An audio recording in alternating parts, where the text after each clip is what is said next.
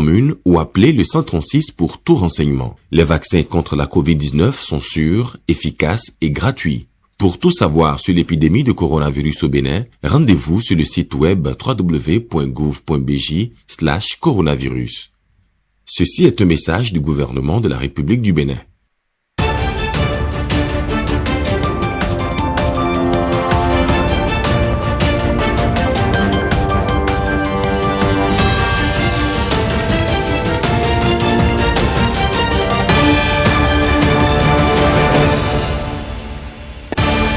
Mesdames, Messieurs, bonsoir. Patrice Talon reçoit les vœux des différentes institutions de la République et du corps diplomatique accrédité au Bénin. Une cérémonie solennelle est organisée ce vendredi matin à cet effet au palais de la Marina.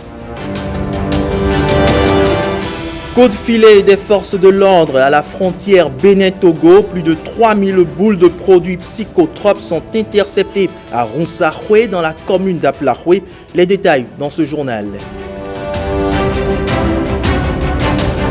Et puis une alerte dans cette édition, alerte sur l'utilisation des produits chimiques dans la production du niébé au Bénin. Cette légumineuse pleine de vertus risque de perdre sa qualité originelle. Une journée de sensibilisation est initiée à l'endroit des producteurs. Toute l'actualité nationale, c'est sur l'ORTB. Bienvenue à toutes et à tous. Démarrons tout de suite ce journal par la traditionnelle présentation de vœux des institutions au chef de l'État. Patrice Talon a reçu dans la matinée de ce vendredi les vœux des membres des différentes institutions de la République, du corps diplomatique accrédité au Bénin et de la haute hiérarchie militaire. À la fin, le président de la République n'a pas manqué également de leur formuler ses vœux. Le point de cette cérémonie avec Marcel Arossi et Jules Akweikou. Ouais, je suis venu au palais et je me paie là. Et je me demande si vraiment je suis à Cotonou. Cet avis est le même que celui de tous les autres visiteurs qu'accueille le palais de la Marina ces derniers jours. C'est dans un nouveau décor qu'ils vont cette année adresser leurs vœux de nouvel an au chef de l'État. Président d'institution de la République et membre du corps diplomatique, tous souhaitent le meilleur à Patrice Talon. Qu'il plaise à Dieu Tout-Puissant de vous inspirer davantage dans votre haute mission républicaine, de continuer à vous assister en tout temps et en tout lieu. Nous souhaitons que sous votre sage et clairvoyante direction, le peuple béninois rassemblé continue d'engranger des succès éclatants dans tous les domaines de la vie. En retour, le président de la République se montre sensible à tous ses vœux avant d'en formuler, lui aussi, à son tour. Je formule pour chacun, pour vos familles respectives, ainsi que pour vos collaborateurs, des vœux de bien-être et de réussite individuelle et collective pour l'année 2022. Je suis particulièrement sensible à vos aimables propos à mon endroit et surtout à vos appréciations en ce qui concerne les progrès réalisés par le Bénin au cours de l'année 2021 écoulée. Les constats que vous avez faits, à juste titre, sur l'état du monde et les défis auxquels les différents pays doivent faire face individuellement et collectivement ont également retenu, Madame, mon attention. Autour des forces de défense et de sécurité, les propos sont plutôt engageants. C'est le lieu de rappeler que la situation sécuritaire rendue délétère dans certaines contrées de notre pays par la perpétration d'attaques de nature terroriste interpelle plus que jamais non seulement le sens du devoir de tous les personnels militaires et paramilitaires, mais aussi le sens citoyen de tous les Béninois. La sécurité nationale étant l'affaire de tous, la vigilance doit être accrue à tous les niveaux. Monsieur le Président de la République, les forces de défense et de sécurité sont, pour la plupart, conscientes de l'enjeu et de la responsabilité qui est désormais la leur devant le peuple béninois et devant l'histoire. C'est pourquoi, loin de courber l'échine face à cette hostilité grandissante, elles sont plutôt déterminées et engagées à défendre bec et ongle le territoire, les institutions et les populations de notre chère patrie. Votre engagement, renouvelé à la cause républicaine, y compris au prix de vie, parfois, quoique cela relève de votre serment, rassure le peuple béninois et témoigne de votre fidélité à la nation. C'est le lieu pour moi de saluer à nouveau la mémoire de vos braves collègues tombés sur le champ d'honneur. Je n'oublie pas de souligner la bravoure de vos collègues blessés.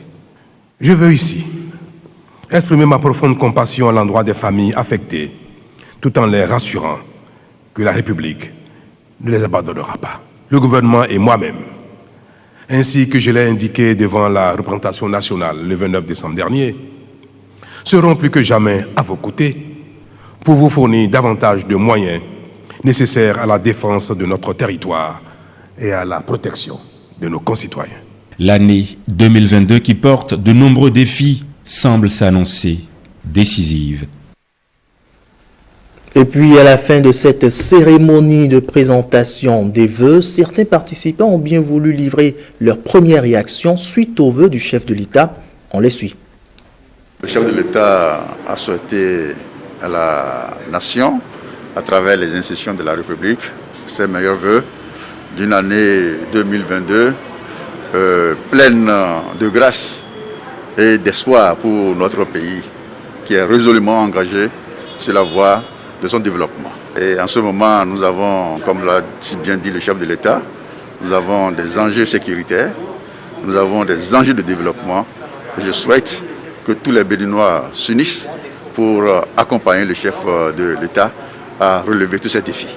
Vous savez, en moins de 20-30 minutes, j'en finis la cérémonie. C'est de l'innovation.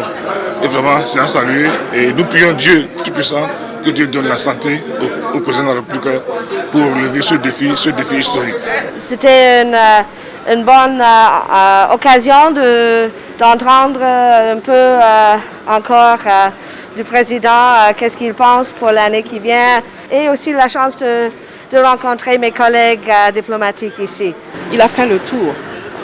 La doyenne du corps diplomatique avait déjà, en soulignant les promesses qu'il avait faites, avait déjà dit qu'elle se réjouissait à l'avance de ce que la solidarité nationale serait établie grâce à sa gouvernance, grâce à la sagesse de sa gouvernance. Et donc on ne peut que se réjouir de tout cela. C'était une bonne occasion d'écouter, de partager et surtout d'échanger le bon vœu de l'année. Et j'accompagne le Saint-Siège aussi avec la prière de Pape François pour son travail et tous les succès pour le bien commun de tous les Béninois. On reste toujours au palais de la Marina où Patrice Talon a reçu en audience le président de la commission de l'UEMOA. Cette rencontre fait suite à la 7e revue annuelle des réformes politiques, programmes et projets communautaires de l'Union économique et monétaire ouest-africaine. C'était ce jeudi au palais de la Marina. Que retenir de cette dernière revue, suivant le point que nous fait le président de la commission de l'UEMOA? Dans le métier qui est le mien, c'est des signes qu'il faut savoir lire, qu'il faut savoir décoder. C'est le signe de l'intérêt que ces pays et ces ambassadeurs montrent pour le Bénin. C'est pour montrer aussi l'admiration que ces pays ont pour la gouvernance du président Patrice Talon et leur désir de consolider les relations avec le Bénin. Et en écoutant les tête-à-tête qui ont eu lieu hier, j'ai pu noter que plusieurs d'entre eux sont venus avec des suggestions, des propositions. Je vois par exemple l'engagement que l'ambassadeur de Suède, qui est une femme, a exprimé en ce qui concerne le travail qui peut être fait avec les femmes. J'ai pu noter par exemple tout ce que l'ambassadeur de Pologne a souhaité faire.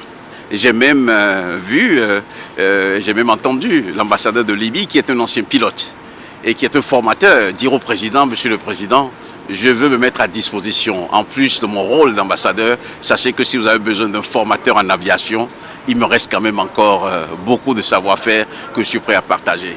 Vous voyez ce désir d'apporter de joindre leur savoir-faire, leur disponibilité, leur enthousiasme, pour ne pas exagérer, à ce que nous faisons, montre que la voie qui est suivie est bonne. Que lorsque vous gérez bien, lorsque vous transformez, et tous les ambassadeurs ont insisté hier, puisque certains connaissent le Bénin, avaient déjà visité le Bénin.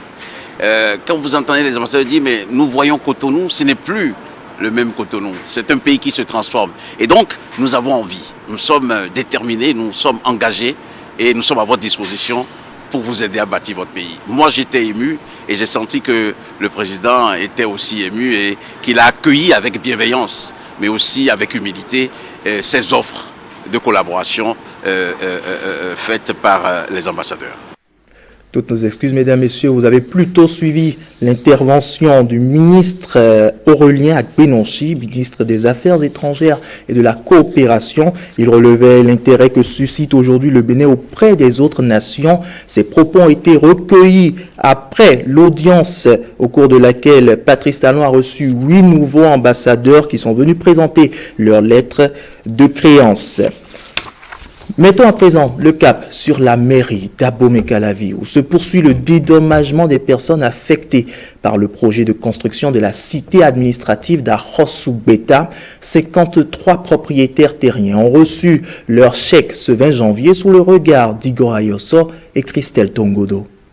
La deuxième vague de propriétaires terriens affectés par le projet de construction de la cité administrative d'Arros-Soubeta est dédommagée. Ces sinistrés reçoivent leur chèque. Nous étions déjà là à une première cérémonie le 20 août passé où nous avons pu remettre des chèques à une première vague constituée de 22 personnes affectées par le projet pour un montant total de 132 597 833 francs CFA. Alors, ce 20 janvier 2022, ce sera le tour de 53 autres personnes pour un montant total de 612 616 459 francs CFA. La construction de la cité administrative d'Arros-Soubeta fait partie des grands projets inscrits dans le programme d'action du gouvernement. Il importe de souligner ici que l'importance et l'enjeu de ce projet permettront de mettre un terme au beau pour loger les services de l'État,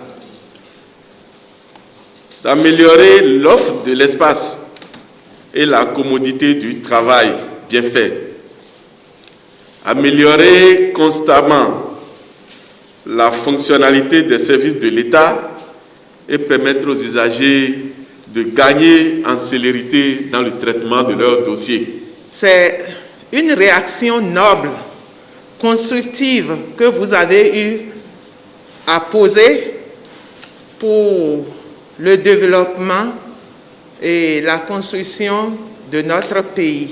Le joyau sera érigé sur un site de 40 hectares. Il va abriter des bâtiments administratifs, un parking, un centre médical, etc. Intéressons-nous aux travaux de la zone économique spéciale de Glodjibé. Ce jeudi, les investisseurs nationaux ont eu droit à une visite guidée organisée par la Société d'investissement et de la promotion de l'industrie CIPI Bénin SA et l'Agence de promotion des investissements et des exportations APIES. Reportage Ariel Metaou, Jean-Claude James et Petroni Ilokosu. 1640 hectares en cours de métamorphose. Un chantier qui accueille une forte délégation d'assureurs et de notaires du Bénin, tous concernés par ce projet qui se veut être le hub industriel de la sous-région. Ces investissements peuvent partir en fumée, peuvent être emportés par l'incendie, une inondation ou n'importe quel risque. Et donc, les assureurs sont là pour replacer les entreprises dans la situation qui avait été la sienne avant les sinistres. C'est un chantier, comme vous l'avez dit, très vaste qui est au cœur de l'économie. Le notaire est au cœur de l'économie. Le notaire a toute sa place, effectivement, dans cet ensemble. Heureux de découvrir ce qui est fait, ce qui est programmé, ce qui est même déjà réalisé, parce que là, on touche du doigt des réalisations. Objectif atteint par les organisateurs de cette visite. L'APIEX et la CIPI Bénin SA qui sont dans la dynamique de convaincre le plus grand nombre d'investisseurs. En faisant cet exercice, c'est pour permettre à ces différents ordres et à ces différents acteurs de capter les nouvelles opportunités qui s'offrent dans cette zone. Vous imaginez, nous avons signé à peu près avec des contrats de réservation de parcelles avec une vingtaine d'investisseurs pour un montant total de 247 milliards de francs CFA. C'est énorme. Notre idée, c'est de faire partager à l'ensemble de ces acteurs le fait qu'une nouvelle infrastructure permettant la création de dizaines de milliers d'emplois est en train de se mettre en place et surtout faire en sorte qu'ils puissent s'organiser pour participer au développement de cette zone. Sur ce chantier, dont la première phase est à un taux d'exécution de 70%, des visites du genre sont prévues tout au long de l'année au profit d'autres acteurs du monde des affaires. Comment rendre les entreprises compétitives face aux différentes réformes fiscales? Les entreprises privées se réunissent à Grand Popo pour en parler. Un séminaire sur la fiscalité s'est ouvert ce jeudi 20 janvier 2022. Ghislain Poga et Wenceslas Sarwanyimon nous en disent plus. Dans cette salle de conférence, des responsables et des représentants d'entreprises, des fiscalistes.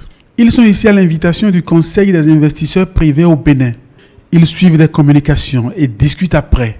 Les sujets en débat: la nouvelle plateforme de déclaration et de paiement en ligne des impôts, les nouvelles règles de taxation des revenus des entreprises, les innovations en matière de taxation des revenus des personnes physiques, le recouvrement des impôts et taxes dans le nouveau Code général des impôts, les nouvelles procédures de contrôle fiscal, la réforme du contentieux fiscal. Autant de réformes pour accroître la compétitivité des entreprises. Grâce à l'impôt, la réalisation d'infrastructures routières devient possible dans notre pays. La viabilisation de certaines localités en vue de la création de zones économiques devient une réalité. La création et l'installation de différentes entreprises devient également une réalité. Il va sans dire, la relation entre l'impôt et les entreprises est semblable en effet à celle de la nature et des hommes. La nature offre des biens aux humains quand ceux-ci s'adonnent à elle dans la chaleur. Cette relation entre impôts et entreprises est en débat aujourd'hui. Le séminaire permet aux administrations des impôts d'exposer cette relation aux contribuables par les mécanismes et outils mis à disposition. Quelques années que la Direction générale des impôts a organisé la dématérialisation des formalités. Un nouveau code général des impôts complètement revu a été voté à l'Assemblée nationale. Donc je pense que c'était très important que les contribuables s'informent, soient au courant. Et je pense que c'était aussi un souhait de la Direction générale des impôts de faire savoir tout ce qu'elle a fait jusqu'ici et dans quel but et comment. Des débats. Il ressort que des entreprises compétitives, c'est bon pour tout le monde. Il ne faudrait pas que dans leur business, l'impôt pèse trop dans leur structure de prix pour que leur compétitivité soit mise à l'épreuve sur le marché international. Le séminaire permet de briser la glace. Les responsables d'entreprises se sentent plus encore par le passé partenaires des administrations fiscales. Campagne de lancement de la lutte contre l'exercice illégal de la profession comptable. Face à la presse hier jeudi dans un espace hôtelier à Cotonou, l'Ordre des experts comptables et comptables agréés du Bénin a pointé du doigt les maux qui minent la profession. Les conférenciers ont exprimé leur détermination à endiguer le phénomène par les voies légales. Le compte-rendu de Renaud Akakpo et Simon Vignon est lu par Génial Afouda, Monsi Agboka. L'année 2022 marquera un tournant décisif dans la lutte contre les illégaux qui constituent un risque majeur pour la nation. L'Ordre des experts comptables et comptables agréés du Bénin a décidé de jouer pleinement sa partition face aux actes d'exercice illégal et de complicité qui s'observent au sein de la profession. Les dommages causés aux entreprises par les illégaux sont souvent dramatiques. Les ravages sont nombreux. Donc vous avez d'un côté cette catégorie de professionnels. Et vous avez de l'autre côté des gens qui n'ont pas fait cette formation, qui sont dans l'informel. qui viennent arracher le travail que l'État a exclusivement confié à ceux qui sont membres de l'ordre des experts comptables et comptables agréés du Bénin. Pour les conférenciers, l'intervention des illégaux dans la profession est source de danger pour l'économie nationale. L'intervention des illégaux fragilise l'assiette fiscale et sociale et met en danger l'économie nationale en ce sens qu'elle empêche l'établissement de comptes fiables, sincères et transparents, indispensables à la confiance entre les différents agents économiques, sans laquelle la croissance n'est pas envisageable. C'est l'État qui doit pourvoir les emplois à ses citoyens. Donc, ces entreprises que les gens créent et qui donnent des emplois, mais c'est une chasse gardée pour l'État. Eh bien, si ces entreprises se mettent à disparaître, ceux-là vont se retourner encore à l'État pour dire c'est écrit dans la Constitution. Donnez-nous du travail. L'Ordre des experts comptables et comptables agréés du Bénin est en croisade contre l'exercice illégal de la profession. Il compte disposer de l'arsenal juridique prévu en cette matière pour exposer les contrevenants aux rigueurs de la loi. Le Code pénal a prévu de réprimer ces infractions que je vous ai énumérées. Information, sensibilisation, après répression. Dans cette croisade contre l'exercice illégal de la profession comptable, l'Ordre des experts comptables et comptables agréés du Bénin peut compter sur l'appui du gouvernement. En luttant contre cette illégalité, vous vous inscrivez aujourd'hui dans la dynamique réelle des réformes aujourd'hui en cours au niveau du gouvernement, surtout promis par son chef et son gouvernement, pour une information financière fiable. La présente campagne participe de l'information et de la sensibilisation en direction du public avant la phase de répression proprement dite. Changeons de registre à présent pour parler cette fois-ci agriculture. Le niébé béninois est-il en danger ? En tout cas pour l'Organisation des ruraux pour une agriculture durable ORAD, la réponse est oui. Elle a tenu à sensibiliser les paysans à garder leurs semences et à les cultiver sans pesticides et sans engrais chimiques. C'était à Barriénou, un arrondissement de la commune de Djougou. Michel Egbe et Samirat Chabimane étaient présents à cette journée de sensibilisation. Ils nous font ici le point. Le thème de la journée de sensibilisation et d'information sur le niébé, résistons, semons et consommons la diversité de notre niébé n'est pas anodin. C'est très important pour nous de le faire parce que depuis 2014, on est en train de travailler à sauver notre niébé. Le niébé aujourd'hui, les gens prennent ça comme une culture secondaire, alors que le niébé est très riche en substances nutritives pour les enfants, pour les adultes. Ça peut remplacer la viande. C'est qu'aujourd'hui le niébé est en danger, quoi. Et le Nigeria a déjà fait sortir le niébé génétiquement modifié. Génétiquement modifié, ça veut dire quoi? Ça veut dire que la semence même est en train d'échapper aux communautés. Résistons. On résiste lorsqu'on fait face à une pression externe ou interne afin de s'adapter et de triompher. Semons.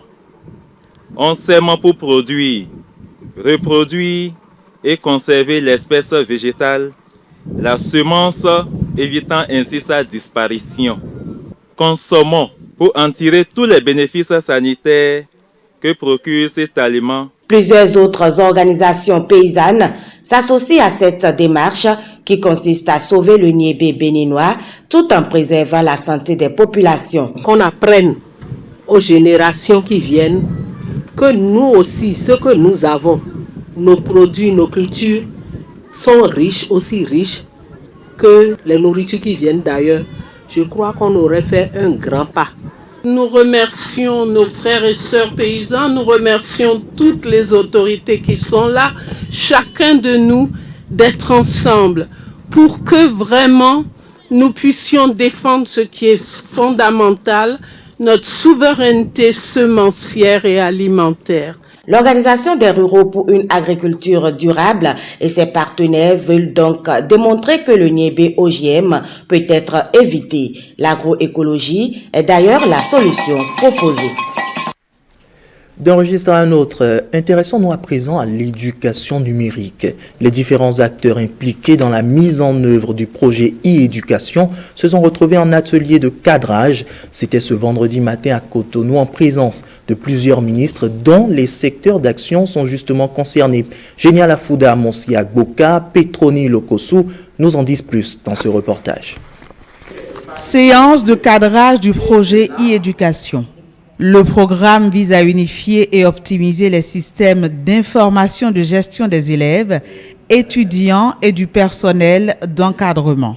Sur le volet de la productivité, l'automatisation des processus manuels va permettre de libérer du temps aux enseignants pour qu'ils se concentrent sur l'enseignement des compétences de base et les interactions avec les apprenants. Avec le numérique, les enseignants vont disposer d'informations complètes à portée de main. Cela va leur permettre d'améliorer leurs connaissances antérieures, mais également de se tenir au courant de choses qu'ils ne connaissaient pas. E-éducation est un projet transversal. Il implique à la fois les ministères en charge des 3 ordres d'enseignement et le ministère du numérique et de la digitalisation. L'objectif de cet atelier pour lequel nous sommes là, c'est vraiment de cadrer donc cette étude autour de la réalisation du cahier des charges de l'ensemble de nos projets e-éducation. Je voudrais saluer la présence de tous les cadres concernés et invités à cette séance-ci. Souhaiter leur contribution, une contribution effective à la mise en place de ce projet. Les initiatives n'ont pas manqué. Mais ce dont nous parlons maintenant, c'est comment on met tout cela ensemble pour aller encore plus vite. Il ne s'agit pas de réinventer la roue. Il s'agit bien de mettre en cohésion tout ce qui existe de part et d'autre. À terme, e-éducation permettra une meilleure gouvernance financière et statistique du système éducatif béninois. 3458, c'est le nombre de boules de produits psychotropes interceptées hier à Ronsaroué. Nous sommes dans la commune d'Aplaroué, précisément à la frontière Bénin-Togo. L'œil professionnel des douaniers béninois a fini par triompher malgré l'ingéniosité légendaire des trafiquants. Et il s'agit là du 2e exploit réalisé au titre de l'année 2022 par les éléments de la police républicaine et de la douane dans cette zone. Le préfet du département du Koufo nous donne plus de détails au micro de Patrick Ayadji et Evariste Zomaron. Le 5 janvier 2022, c'était un double fond. Un camion apparemment vide, mais avec un double fond, contenant 1980 boules de produits. Aujourd'hui, ils ont changé de stratégie pour aller vers la création d'un compartiment entre le grand vide qui est derrière et la cabine du chauffeur. C'est dans ce compartiment qu'ils ont foutu les 3058 boules. Moi, je voudrais saisir l'occasion pour saluer le professionnalisme de nos éléments de la douane et nos éléments de la police républicaine. Ils font un travail merveilleux.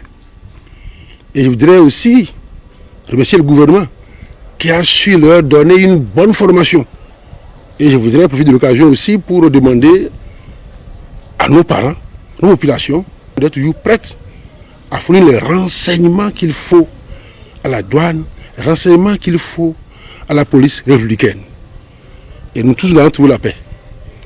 Ces 2 camions, le premier, le 5 janvier 2022, provenaient du Ghana, avec une immatriculation ghanéenne.